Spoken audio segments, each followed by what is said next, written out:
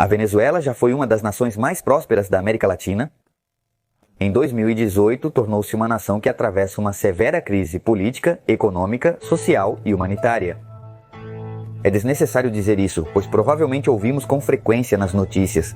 Mas nestes minutos, gostaria de fazer um resumo das principais razões desta catástrofe, que causou um dos êxodos mais lamentáveis deste século.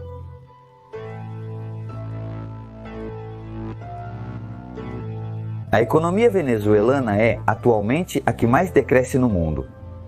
Em fins de 2017, a economia decresceu 14% em relação ao ano anterior, uma porcentagem bastante baixa, levando em consideração que o crescimento médio da região é entre 2% e 3%. Isso é difícil de acreditar para o país que tem mais reservas de petróleo no mundo e que nos anos 60 era tão rico quanto países como a Noruega. Mas justamente, muitos analistas dizem que este recurso pode ter sido uma das chaves para o desastre econômico que se vive hoje. Desde a expropriação de várias empresas privadas e o protecionismo imposto por Chávez, que foi deixando a Venezuela cada vez mais isolada da comunidade internacional, a economia foi se centralizando basicamente no petróleo. Desde a queda do mesmo, a partir dos anos 70, naturalmente a economia do país fez o mesmo. Com isso, o governo venezuelano acumulou dívidas insustentáveis a longo prazo. Por isso, e devido às medidas protecionistas que impediam o investimento estrangeiro e que limitavam as importações, o país se via cada vez mais desabastecido e milhares de negócios começaram a quebrar. Diante do desabastecimento, tanto os governos de Hugo Chávez quanto o de Nicolás Maduro cometeram um dos piores erros que qualquer governo poderia cometer, a impressão de mais e mais dinheiro, o que por leis básicas da economia é contraproducente, pois ao produzir mais dinheiro do que a quantidade de bens que um país tem, gera-se a inflação. Ou seja, a moeda vai perdendo seu valor e, por consequência, se desvaloriza em relação a outras divisas e os preços tendem a subir. Nesta tabela, vemos como caiu 3,9% em 2014, 5,7% em 2015, 10% em 2016 e até 14% mais em 2017. Mas a catástrofe explodiu em 2018, quando a inflação atingiu 5 dígitos em agosto de 2018, e estima-se que, neste ritmo, o ano terminaria com 1 milhão % de inflação. Provavelmente uma das consequências mais terríveis da crise econômica é o desabastecimento que se vive dia a dia na Venezuela.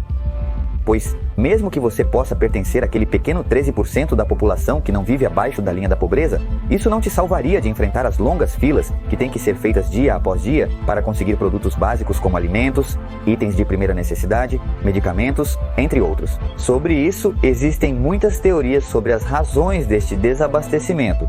Mas vamos à base deste problema, que é algo simples de entender. Por mais que um país seja muito rico em recursos, se houver uma desotimização do uso tanto dos recursos naturais quanto dos recursos humanos, de espaço, de tempo, entre outros, tudo pode dar errado. Isso pode ser visto no fato de que, ao estatizar uma grande quantidade de empresas, por mais boas intenções que o Estado possa ter, ele não terá a experiência nem o know-how suficiente para gerir os recursos como fariam os especialistas de cada setor. A isso deve-se adicionar a tremenda burocracia que afeta todo empreendedor. Por exemplo, para importar produtos na Venezuela, o que é necessário para qualquer negócio, é preciso comprar dólares que são vendidos pelo Estado, além de realizar trâmites que podem durar meses antes de concretizar uma compra no exterior. As empresas nacionais gastam muito tempo preenchendo formulários e aguardando respostas, prejudicando a produtividade.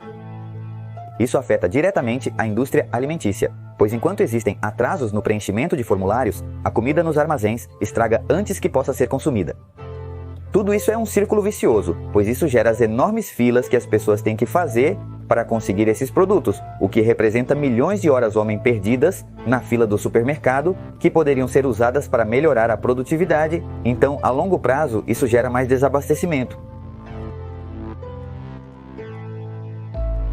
Provavelmente, este é o ponto mais polêmico que abordaremos neste vídeo. No entanto, temos que tentar olhar imparcialmente para o panorama político da Venezuela e nos basear nos fatos. Primeiro, o regime liderado por Nicolás Maduro, que atualmente governa o país caribenho, é a continuação do regime chavista, que começou em 1999 sob o lema da implantação da Revolução Bolivariana, ou seja, uma revolução de caráter socialista que se orgulhava de buscar a igualdade das pessoas baseada no anti-imperialismo e numa contra-revolução neoliberal para chegar a uma sociedade socialista. No entanto, independentemente de se as reformas tomadas nesta revolução foram com boas intenções ou não, o fato é que o país tem caído economicamente e, consequentemente, socialmente, especialmente desde a morte de Chávez e a tomada de poder de Nicolás Maduro, que assumiu o poder em 2013 e que, apesar dos constantes protestos do povo, que até agora deixaram centenas de mortos, o regime se agarra ao poder.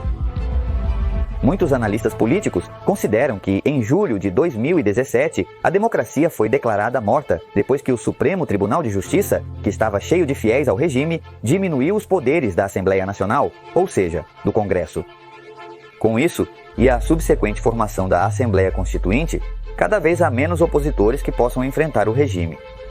A isso se somam os incentivos dados às Forças Armadas, que cada vez mais se tornam evidentes que também são leais a Maduro. Isso é um grande impedimento para que os cidadãos possam se levantar contra o governo, porque sejamos realistas, por mais que todo o povo lute com as poucas armas que poderia conseguir, jamais poderia enfrentar a artilharia e armamento das Forças Armadas. E bem, sei que parece que já falei muito, mas ainda falta mais. Este regime se caracterizou pela constante censura dos meios de comunicação que se opõem a ele. É fácil deduzir que um país sem liberdade de expressão é mais fácil de controlar, pois assim o povo permaneceria desinformado sobre qualquer tipo de corrupção no governo. A isso se soma a prisão de centenas de opositores políticos que tiveram que passar por julgamentos, adivinhem de quem? Sim, do Supremo Tribunal, liderado por fiéis ao regime.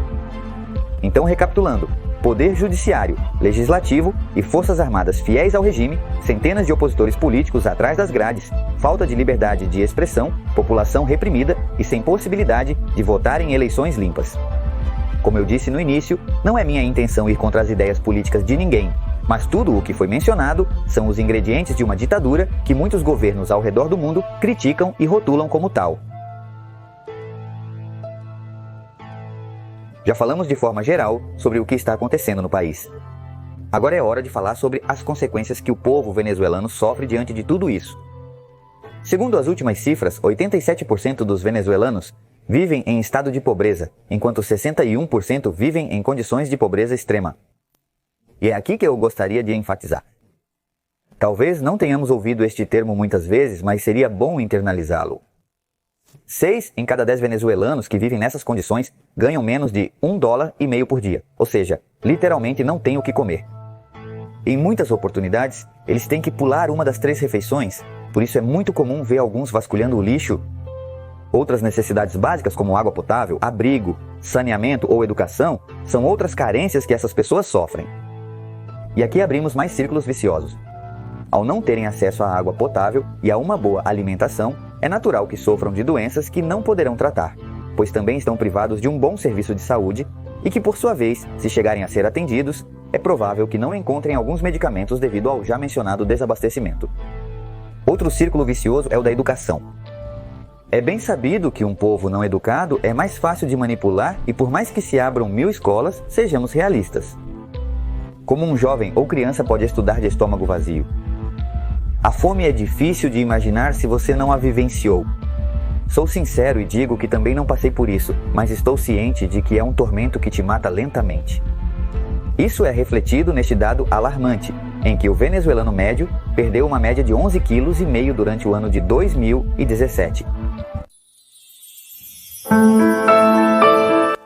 Pelos números alarmantes que revisamos há um momento, o crescente êxodo em massa que os venezuelanos estão vivendo hoje é totalmente compreensível. Como diz o ditado, quando a fome aperta, a vergonha afrouxa. Por isso, vemos centenas de milhares de venezuelanos que, mesmo com um diploma profissional, não hesitam em buscar qualquer oportunidade no exterior, indo para o incerto. Muitos deles sem sequer ter algum familiar ou conhecido que os espere, nem com a certeza de onde iriam ficar ou se encontrariam algo para comer. Título profissional ou não, alguns saem às ruas para buscar algo com que se sustentar.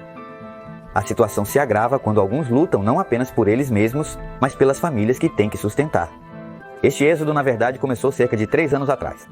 Os mais acomodados economicamente começaram a sair do país, então vários puderam ir para países mais distantes como Estados Unidos e Espanha. Como já mencionei anteriormente, a crise foi identificada radicalmente em 2018, e os últimos a sair foram as pessoas com menos recursos, e consequentemente sem dinheiro para comprar uma passagem de avião tiveram que optar pela via terrestre para os países mais próximos. Visto que a fronteira para o norte, Panamá, já está fechada desde que o país estabeleceu a solicitação de visto em outubro de 2017, os países que mais receberam migrantes são os da América do Sul, Colômbia, que recebeu quase 900 mil imigrantes, Equador, em torno de 600 mil, Peru, que quase alcança meio milhão, Chile, em torno de 150 mil, Argentina e Brasil, 100 mil.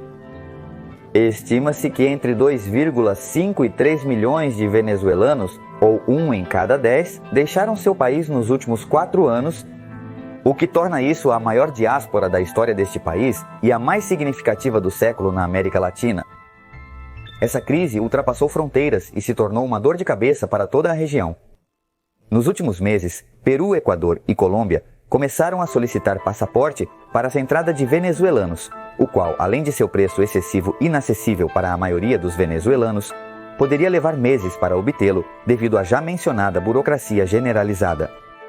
Portanto, milhares de pessoas que não têm dinheiro para o ônibus têm que caminhar milhares de quilômetros para chegar a outros países exaustos, famintos e sedentos. Agora, com essa barreira burocrática, muitos ficaram presos nas fronteiras, pois não têm o necessário para voltar.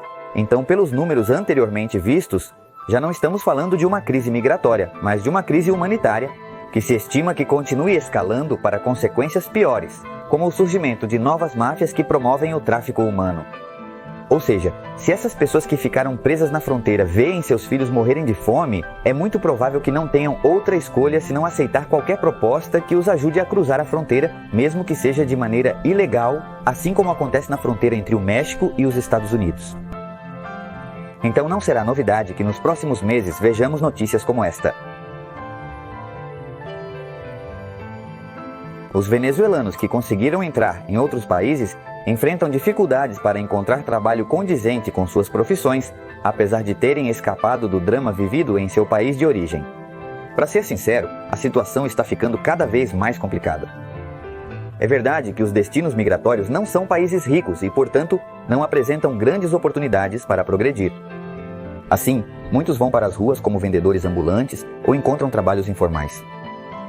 Isso tem permitido que muitos empresários explorem a situação, oferecendo empregos com salários reduzidos que os venezuelanos acabam tendo que aceitar a longo prazo por falta de opção.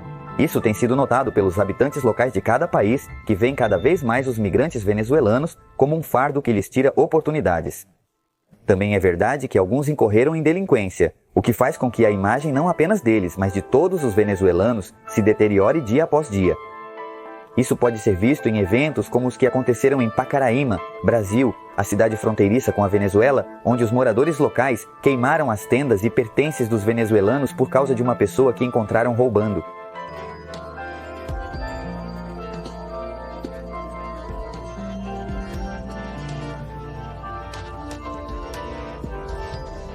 Se eu não tenho governo, se eu não tenho autoridade que não faz nada por nós, faremos justiça com nossas próprias mãos, fora venezuelanos de Pacaraima. É assim que vai funcionar a partir de agora.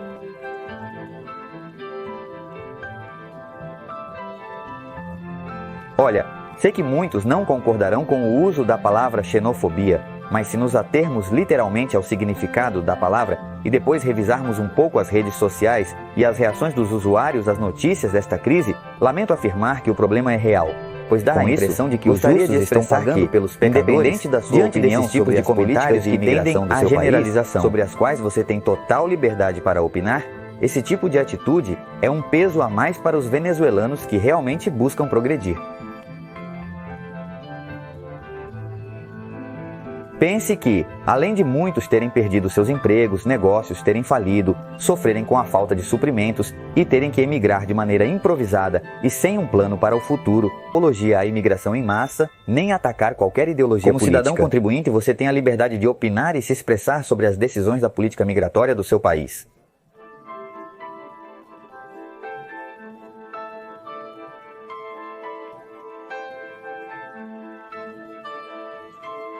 Eu só queria esclarecer as causas desta crise humanitária e criar consciência de que, se os venezuelanos estão fugindo em massa para o seu país, não é por prazer ou por querer tirar suas oportunidades,